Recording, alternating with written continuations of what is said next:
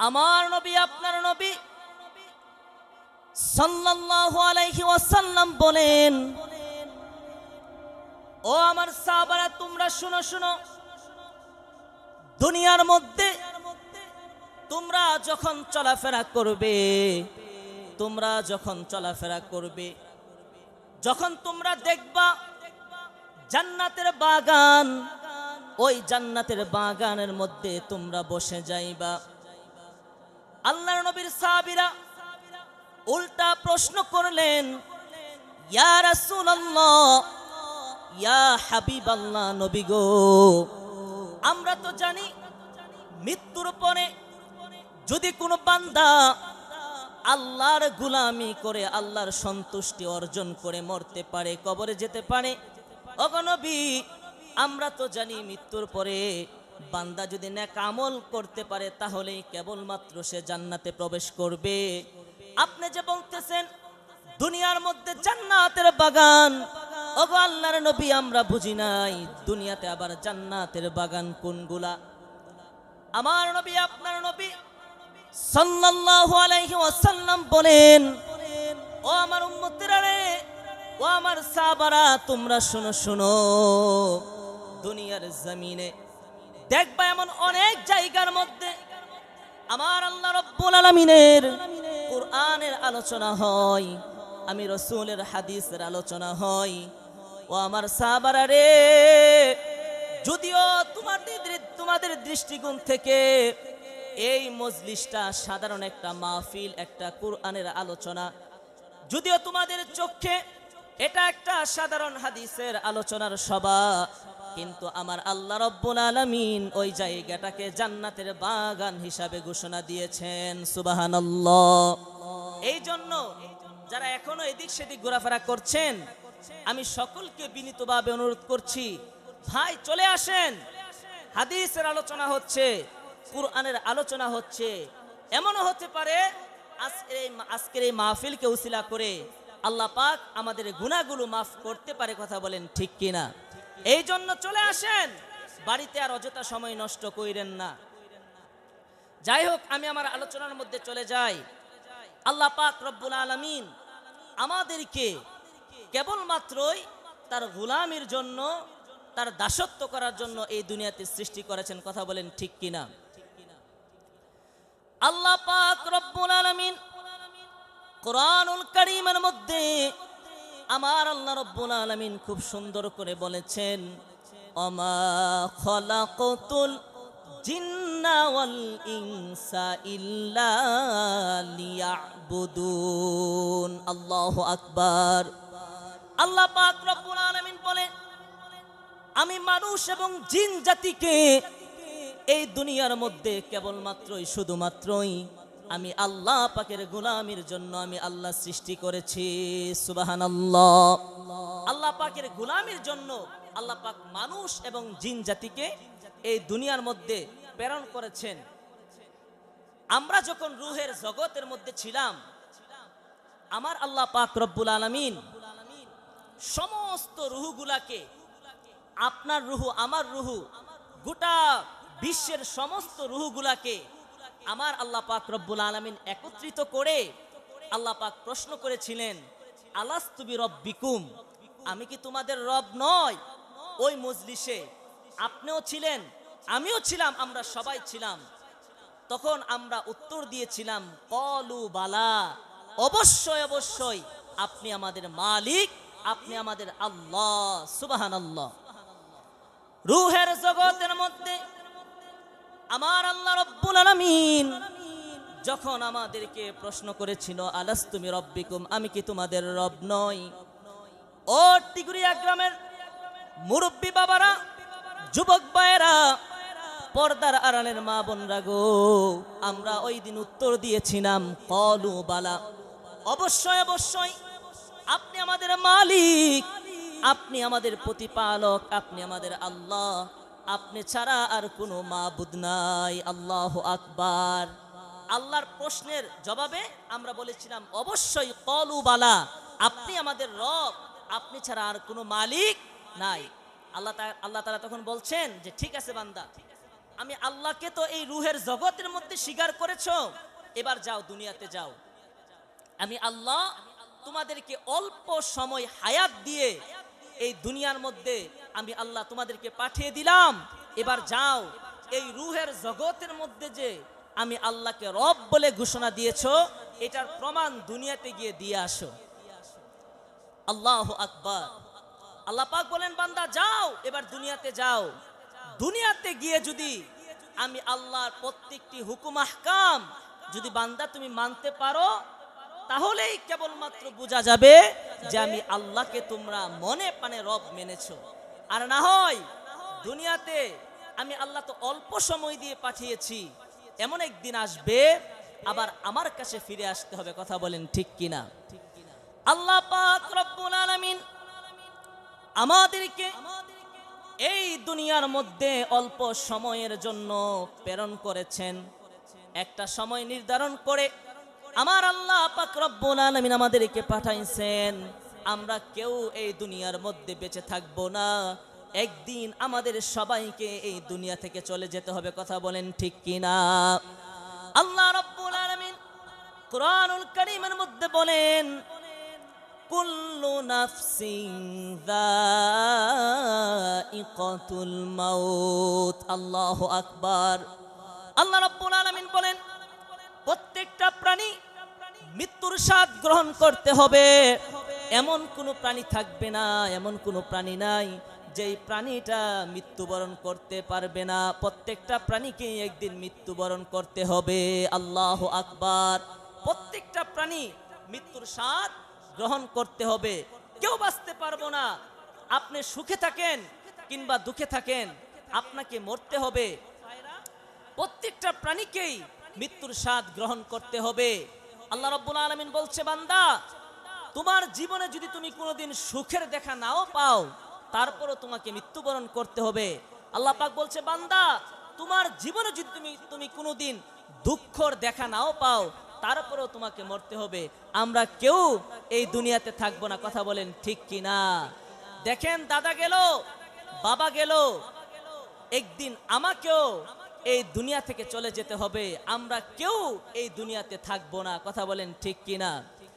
এই জন্য বলা হয় ওরে আজ না হয় কাল তুমি যাইবা কবরে, ওরে যাওয়ার সময় দেখবে চেয়ে গো তোমার সবই রইল পরে, যাওয়ার সময় দেখবে চেয়ে গো। বলেন না আজ না হয় কাল তুমি যাইবা কবরে, ওরে যাওয়ার সময় দেখবে চেয়ে গো তোমার সবই রইল পরে, যাওয়ার সময় দেখবে চেয়ে গো।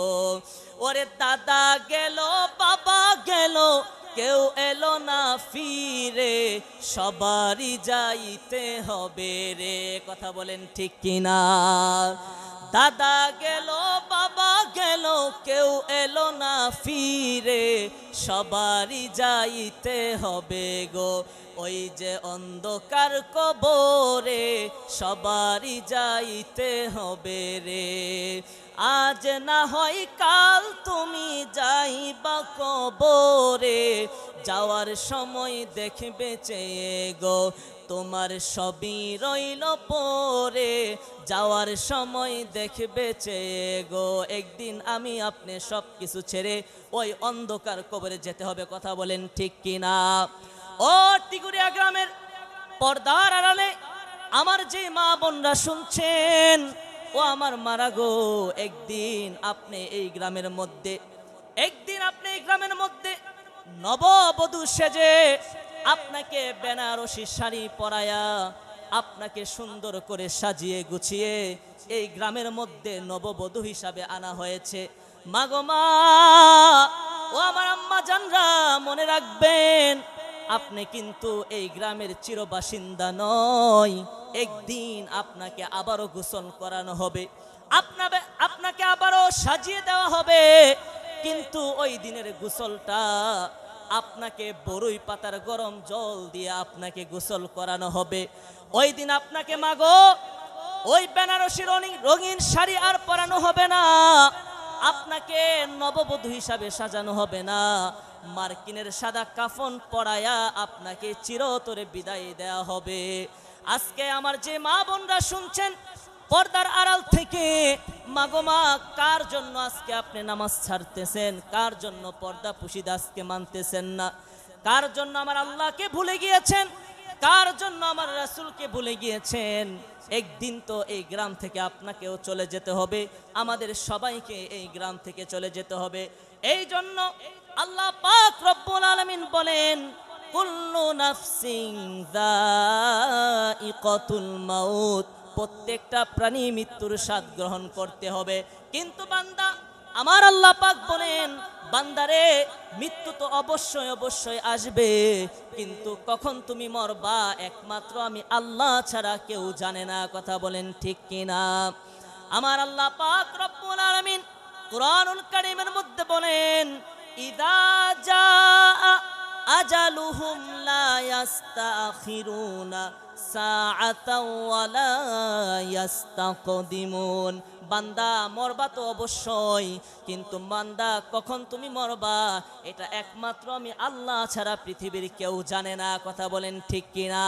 কত মানুষ এসে বলে, হুজুর আমার আব্বা সকালেও বাজার করেছিল, সুস্থ মানুষ, সকালে বাজারে গিয়েছিল, খেতে গিয়েছিল, কিন্তু দুপুর হতে হতে আমার আব্বা এই দুনিয়ার মায়া ছেড়ে আজ অন্ধকার কবরে চলে গিয়েছেন। এমন কি হয় না ভাই? সুস্থ মানুষ হঠাৎ করে স্ট্রোক করে এই দুনিয়ার মায়া ছেড়ে কবরে। এই জন্য আল্লাহ পাক বলেছেন, বান্দা মরবা তো অবশ্যই, কিন্তু কখন তোমরা মৃত্যুবরণ করবা, আজরাইল আলাইহিস সালাতু ওয়াস সালাম কখন তোমাদেরকে থাবা মারবে এটা একমাত্র আমি আল্লাহ ছাড়া পৃথিবীর কেউ জানে না। কথা বলেন ঠিক কিনা? পৃথিবীর কেউ জানে না। এই যে আমরা দুনিয়াতে আল্লাহ পাক আমাদেরকে আল্লাহ পাকের গোলামির জন্য, পরীক্ষা নেওয়ার জন্য আমরা যে সাক্ষ্য দিয়েছিলাম, আল্লাহ আপনি আমাদের রব, আল্লাহ যে বলেছেন যাও দুনিয়াতে গিয়ে পরীক্ষা দিয়ে আসো, এই পরীক্ষার ফলাফল, এই পরীক্ষার রেজাল্ট আপনি দুনিয়াতে কি করেছেন, ভালো করেছেন কিনা মন্দ করেছেন, এটার ফলাফল বান্দার মৃত্যু থেকেই শুরু হয়ে যাবে। একজন বান্দা যদি দুনিয়ার মধ্যে নেককার হয়, একজন বান্দা যদি নামাজি হয় রে মুসলমান, একজন বান্দা যদি এই দুনিয়ার মধ্যে আমার আল্লাহ পাকের হুকুম আহকাম মেনে জীবনটাকে কাটাতে পারে, আমার রাসূলের কথা অনুযায়ী যদি জীবনটাকে কাটাতে পারে, তার মৃত্যুটা। আর আরেকজন বান্দা শুধু সারা জীবনভর গুনাহ আর গুনাহ, জীবনভর নাফরমানি আর নাফরমানি। আমার নবী আপনার নবী বলেন, এই দুইজন ব্যক্তির মৃত্যু কিন্তু একরকম হবে না। গুনাহগার বান্দার মৃত্যু এত কষ্ট দিয়ে তার রূহটাকে আজরাইল আলাইহিস সালাতু ওয়াস সালাম কবজ করবে। আমার নবী আপনার নবী ডাক দিয়া কয়, উম্মতেরা শুনো শুনো, একজন গুনাহগার বান্দার রূহটা যখন কবজ করা হবে রে, হযরত আজরাইল আলাইহিস সালাতু ওয়াস সালাম গুনাহগার বান্দার কাছে যে একটা ভয়ঙ্কর আকৃতি নিয়ে আসবে, ওই ভয়ঙ্কর আকৃতি দেখার সাথে সাথে গুনাহগার বান্দা পায়খানা করে দিবে, প্রস্রাব করে দিবে।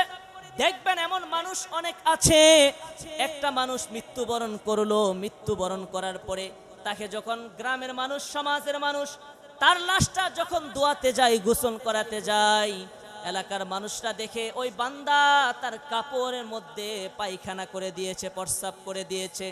কেন রে ভাই এই অবস্থা কেন হলো? আমার নবী আপনার নবী সাল্লাল্লাহু আলাইহি ওয়াসাল্লাম বলেন, একজন গুনাহগার বান্দার, একজন পাপাচার বান্দার রূহটা এত কষ্ট দিয়ে কবজ করা হবে, আজরাইল এত ভয়ঙ্কর আকৃতি ধারণ করে তার রূহটাকে নিতে আসবে। ওই বান্দা আজরাইলকে দেখার সাথে সাথে বিছানার মধ্যে প্রস্রাব করে দিবে, পায়খানা করে দিবে। নাউজুবিল্লাহ। শুধু তাই নয়, শুধু তাই নয়, একজন পাপাচার বান্দার আত্মাটা এত কষ্ট দিয়ে বের করা হবে। আমার নবী আপনার নবী সাল্লাল্লাহু আলাইহি ওয়াসাল্লাম বলেন, একটা জীবন্ত পশুকে তাকে না জবাই করে তার গায়ের চামড়া টেনে টেনে তার শরীর থেকে খোয়াইলে যেই পরিমাণ কষ্ট হয়, কমসে কম এর চাইতে 70 গুণ বেশি কষ্ট দিয়ে একজন গুনাহগার বান্দার রূহটাকে কবজ করা হবে। নাউজুবিল্লাহ। সহ্য করতে পারবেন? পারা যাবে? শুধু তাই নয়, আজরাইল আলাইহিস সালাতু ওয়াস সালামের ভয়ঙ্কর রূপটা যে কত ভয়ঙ্কর, হযরত ইব্রাহিম আলাইহিস সালাতু ওয়াস সালাম একবার, আল্লাহর নবী ইব্রাহিম আলাইহিস সালাতু ওয়াস সালাম একবার আজরাইলকে বললেন, ও ভাই আজরাইল, আপনি যে গুনাহগার বান্দার রূহটা কবজ করেন, যে একটা আকৃতি ধারণ করে আসেন, আপনি যে একটা রূপ ধারণ করে আসেন, ওই রূপটা আমাকে একটু দেখান। ইব্রাহিম আলাইহিস সালাতু ওয়াস সালাম আজরাইলকে বলেন, আজরাইল, আপনি যে পাপাচার বান্দার রূহটা নিতে আসেন, আপনি যে একটা রূপ ধারণ করে আসেন, যে একটা ভয়ঙ্কর রূপ নিয়ে আসেন, ওই রূপটা একটু আমাকে দেখান তো। হযরত আজরাইল আলাইহিস সালাতু ওয়াস সালাম বলেন, ওগো আল্লাহর নবী ইব্রাহিম আলাইহিস সালাতু ওয়াস সালাম, আল্লাহর দোহাই লাগে আপনি আমার ওই রূপটা আপনি দেখতে চাইেন না, আপনি আমার ওই রূপটা আপনি দেখতে চাইেন না। আল্লাহর নবী ইব্রাহিম আলাইহিস সালাতু ওয়াস সালাম বলেন, না আমি দেখবই দেখব। বারবার বলার পরে হযরতে আজরাইল আলাইহিস সালাতু ওয়াস সালাম বলেন, ওগো আল্লাহর নবী আপনি আপনার চোখগুলো বন্ধ করেন। হযরত ইব্রাহিম আলাইহিস সালাতু ওয়াস সালাম যখন ওনার চোখগুলো বন্ধ করলো, হযরতে আজরাইল আলাইহিস সালাতু ওয়াস সালাম ওই পাপাচার বান্দার রূহটা নেয়ার জন্য যে আকৃতি ধারণ করে, ওই আকৃতিটা ধারণ করলো, ওই রূপে ফিরে আসলো। আসার পরে আল্লাহর নবীকে ডাক দিয়ে বললেন, ও আগো আল্লাহর নবী আপনি এবার চোখ খুলেন। আল্লাহর পয়গম্বর ইব্রাহিম আলাইহিস সালাতু ওয়াস সালাম চোখ যখন খুললেন, চোখ খোলার সাথে সাথে আজরাইলের এই ভয়ঙ্কর আকৃতি দেখার পরে আল্লাহর পয়গম্বর ইব্রাহিম আলাইহিস সালাতু ওয়াস সালাম সাথে সাথে বেহুশ হয়ে গেলেন। আল্লাহু আকবার। সাথে সাথে তিনি বেহুশ হয়ে গেলেন আজরাইলের ওই ভয়ঙ্কর রূপ দেখে। কিছুক্ষণ পরে আল্লাহর নবী ইব্রাহিম আলাইহিস সালাতু ওয়াস সালামের যখন হুশ ফিরে আসলো, আসার পরে হযরত ইব্রাহিম আলাইহিস সালাতু ওয়াস সালামের হুশ ফিরার পরে আজরাইল আলাইহিস সালাতু ওয়াস সালাম ওনার আগের রূপে আসলেন। আসার পরে আবার তাদের দুইজনের মধ্যে কথা শুরু হয়ে গেল। আল্লাহর পয়গম্বর ইব্রাহিম নবী ডাক দিয়ে বললেন, ওগো আজরাইল আপনি এটা কি আমাকে দেখালেন? আপনি এত ভয়ঙ্কর রূপ নিয়ে গুনাহগার বান্দার রূহটা কবজ করতে যান। আমি আল্লাহর পয়গম্বর ইব্রাহিম আলাইহিস সালাতু ওয়াস সালাম সাক্ষী দিচ্ছি খোদার কসম, একটা মানুষ তার জীবনে 40 বছর 50 বছর 60 বছর গুনাহ করার পরে তার যে শাস্তি হওয়া দরকার, ওই শাস্তিটার বিনিময়ে যদি আপনার একবার ভয়ঙ্কর রূপটা দেখে, এটাই তার জন্য যথেষ্ট হয়ে যাবে। আল্লাহু আকবার। হযরত ইব্রাহিম বলে, আজরাইল আপনি যে ভয়ঙ্কর রূপ ধারণ করে গুনাহগার বান্দার রূহটা নিতে আসেন, আমি তো মনে করি একটা বান্দা 60 বছর 70 বছর গুনাহ করার বিনিময়ে তার যে শাস্তিটা হবে, আপনার এই ভয়ঙ্কর রূপটা একবার দেখার মাধ্যমে তার যে শাস্তি হবে, এই শাস্তিটাই গুনাহগারের জন্য যথেষ্ট হয়ে যাবে। আল্লাহু আকবার। এবার চিন্তা করেন একজন গুনাহগার বান্দার রূহটা কত কষ্ট দিয়ে আজরাইল আলাইহিস সালাতু ওয়াস সালাম কবজ করবে। শুধু তাই নয়, ও আমার মুসলমান ভাইয়েরা, যুবক ভাইয়েরা, মুরব্বী বাবাজিরা রে, হযরত ঈসা রূহুল্লাহ আলাইহিস সালাতু ওয়াস সালামের একটা ঘটনা। হযরত ঈসা রূহুল্লাহ আলাইহিস সালাতু ওয়াস সালামের সম্প্রদায়ের লোকেরা উনাকে এসে ডেকে বললেন, ওগো ঈসা আপনি যে আল্লাহর পয়গম্বর এটা আমরা বিশ্বাস করি না, নাউজুবিল্লাহ। আপনি যে আল্লাহর পয়গম্বর এটা আমাদের বিশ্বাস হয় না। হযরত ঈসা রূহুল্লাহ বললেন, কি করলে বিশ্বাস হবে? তার সম্প্রদায়ের লোকেরা বললেন, আপনি যদি মৃত মানুষকে জীবিত করতে পারেন তাহলে কেবলমাত্র আমরা বিশ্বাস করব আপনি আল্লাহর পয়গম্বর। আল্লাহু আকবার। দেখলেন কেমন কঠিন প্রশ্ন ওনাকে করলেন, যে ঈসা রূহুল্লাহকে বললেন তার সম্প্রদায়ের লোকেরা, আপনি যদি মৃত মানুষকে জীবিত করতে পারেন তাহলে আমরা বিশ্বাস করব আপনি আল্লাহর নবী। হযরত ঈসা আলাইহিস সালাতু ওয়াস সালাম আল্লাহকে ডেকে বললেন, ওগো আল্লাহ মৃত মানুষকে জীবিত করার কাজ তো আপনার, এটা তো আমার কাজ নয়। আমার সম্প্রদায়ের লোকেরা তারা বললেন, আমি যদি মৃত মানুষকে জীবিত করতে পারি তারা নাকি আমাকে বিশ্বাস করবে, আমি আপনার নবী, আমি আপনার পয়গাম্বর। আল্লাহ পাক বললেন, ঈসা রে, আমি আল্লাহ পাক রব্বুল আলামিন তোমাকে ওই ক্ষমতা আমি আল্লাহ দান করে দিলাম। সুবহানাল্লাহ। হযরত ঈসা আলাইহিস সালাতু ওয়াস সালামকে আল্লাহ পাক এই ক্ষমতা দান করলেন, উনি কোনো কবরের পাশে গিয়ে যদি বলতেন কুম বিইذনিল্লাহ, সাথে সাথে ওই কবর থেকে মৃত মানুষ উঠে দাঁড়ায়া যাইতো। সুবহানাল্লাহ। তখন ওনার সম্প্রদায়ের লোকেদেরকে নিয়ে একটা কবরের পাশে গিয়ে তিনি কুম বিইذনিল্লাহ বলার সাথে সাথে আল্লাহর এক বান্দা দাঁড়িয়ে গেলেন। সুবহানাল্লাহ। দাঁড়ানোর পরে আল্লাহর নবী ঈসা আলাইহিস সালাতু ওয়াস সালাম দেখলেন ওই বান্দার শরীর থেকে অনবরত ঘাম ঝরতেছে এখনো। ওই বান্দার, ওই মৃত ব্যক্তির দাড়ি চুলগুলো পেকে একেবারে সাদা হয়ে গেছে। তখন ওই ব্যক্তি কবর থেকে দাঁড়িয়ে আল্লাহর নবীকে সালাম দিলেন, আসসালামু আলাইকুম, আপনি ঈসা রূহুল্লাহ। আল্লাহ নবী বলেন, আপনি আমাকে কিভাবে চিনেন? আপনাকে তো এই মাত্রই এই কবর থেকে উঠানো হলো। তখন ওই বান্দা ডাক দিয়ে বললেন, ওগো আল্লাহর নবী, আমি আপনাকে চিনি, আমি হলাম সাম, আমি হলাম নূহ আলাইহিস সালাতু ওয়াস সালামের সন্তান। আমার বাবা একদিন আমাকে বলেছিল, ও সামরে, ঈসা আলাইহিস সালাতু ওয়াস সালাম, উনার সম্প্রদায়ের লোকেরা উনাকে মানতে চাইবে না, উনাকে মানার জন্য তোমাকে সাক্ষী হিসাবে কবর থেকে দাঁড়া করানো হবে। তখন আল্লাহর পয়গম্বর ঈসা রূহুল্লাহ বলেন, বুঝলাম, কিন্তু আপনার চুল দাড়ি এমন সাদা হলো কিভাবে? আমি তো কিতাবের মধ্যে দেখেছি, আমার কিতাবের মধ্যে লেখা আছে যে নূহ আলাইহিস সালাতু ওয়াস সালামের সম্প্রদায়ের লোকদের চুল দাড়ি কখনো পাকতো না। ওই শাম ডাক দিয়া বললেন, ওগো আল্লাহর নবী ঈসা রূহুল্লাহ, আপনি ঠিকই পড়েছেন, আপনি ঠিকই জেনেছেন, কিন্তু আমার চুলদারি সাদা হলো তার পিছনে কারণ আছে। আমার মৃত্যুর সময় আজরাইল আলাইহিস সালাতু ওয়াস সালাম যখন আমার কাছে আসলো আমার রূহটা নেয়ার জন্য, যে একটা আকৃতি ধারণ করে আসলো, যে একটা ভয়ঙ্কর রূপ নিয়ে আসলো, আমি ওই আজরাইলের ভয়ঙ্কর রূপ দেখার পরে আমার অটোমেটিক কালো দাড়িগুলো, কালো চুলগুলো অটোমেটিক সাদা হয়ে গিয়েছে। আল্লাহু আকবার।